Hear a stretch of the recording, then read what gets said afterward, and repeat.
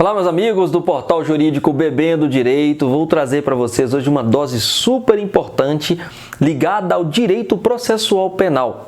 Falaremos hoje sobre as medidas assecuratórias, também chamadas de medidas patrimoniais, previstas no Código de Processo Penal. Essas medidas são muito importantes, sejam porque vão resultar em apreensão, em um sequestro de determinados tipos de bens que foram oriundos de proveitos do crime, seja porque determinados bens vão servir para pagar eventual indenização, multas depois no processo. Importante lembrar que quando a gente fala de medida assecuratória, as metas delas são pagamentos de multas, pagamentos de custas processuais ou até mesmo ressarcimento dos danos provocados pelo crime. Quando a gente fala de uma medida assecuratória, ela não deixa de ter todas as características das cautelares. Fumus comissi delicti, que é a fumaça do cometimento deste delito, mas aqui ao invés do periculum libertatis, que quando a gente vai tratar de uma medida que vai privar de liberdade uma pessoa, o perigo aqui é o quê? Da demora, por isso o periculo in mora. Então, quando a gente trata de medidas assecuratórias, temos esses dois requisitos necessários para o deferimento da medida pelo juiz. Vamos fazer uma diferença aqui, que quando se trata de busca e apreensão, a busca e apreensão é uma medida probatória. O sujeito foi ali e subtraiu um som e uma televisão de uma casa, ou seja, cometeu um furto de um som e de uma televisão. Quando se faz a busca e apreensão e encontra esse som e a televisão, nós estamos em cima do produto do crime. Agora, se ele vende esse som e essa televisão, o valor arrecadado do que ele adquirir com aquilo, nós vamos chamar de proveito do crime e não de produto do crime. Então, para busca e apreensão, produto do crime. Proveito do crime é o que foi decorrente do crime.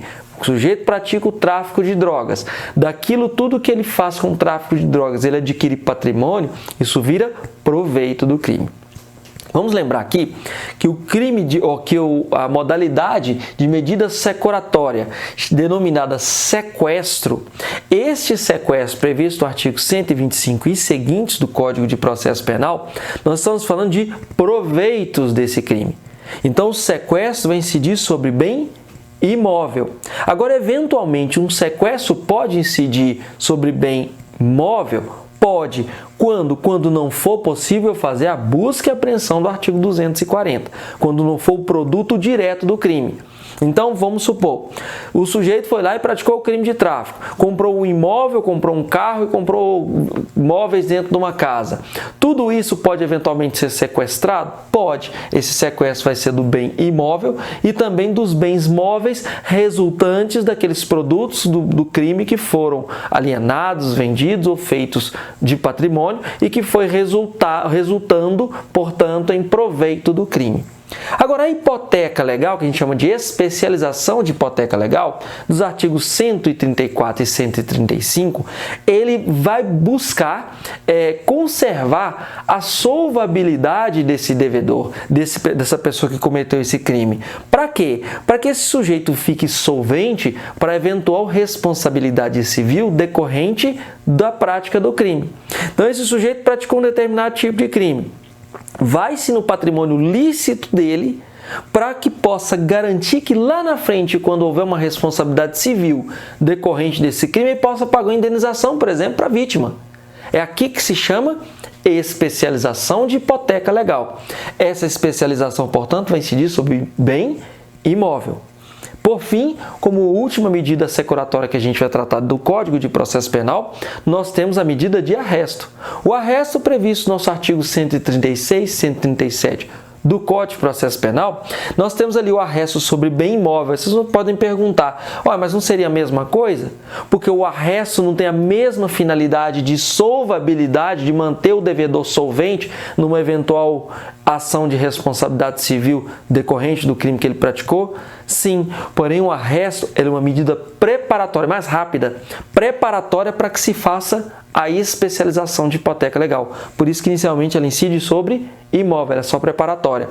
Agora, nós podemos fazer o arresto sobre bem móvel? Sim. Quando é que eu faço um arresto sobre bem móvel?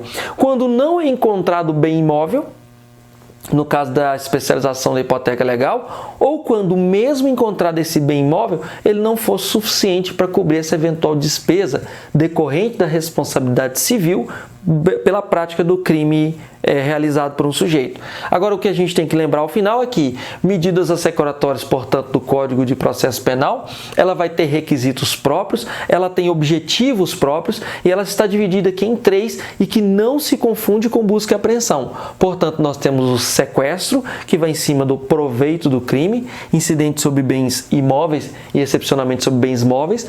Nós temos a hipoteca legal e o arresto, que é ligado à solvabilidade, manter o sujeito solvente, por isso vai em cima do patrimônio lícito dele, não é produto, não é proveito do crime, sendo a especialização de hipoteca legal sobre bem imóvel. Sendo a medida de arresto, ela pode ser sobre bem imóvel se for preparatório para a especialização de hipoteca legal.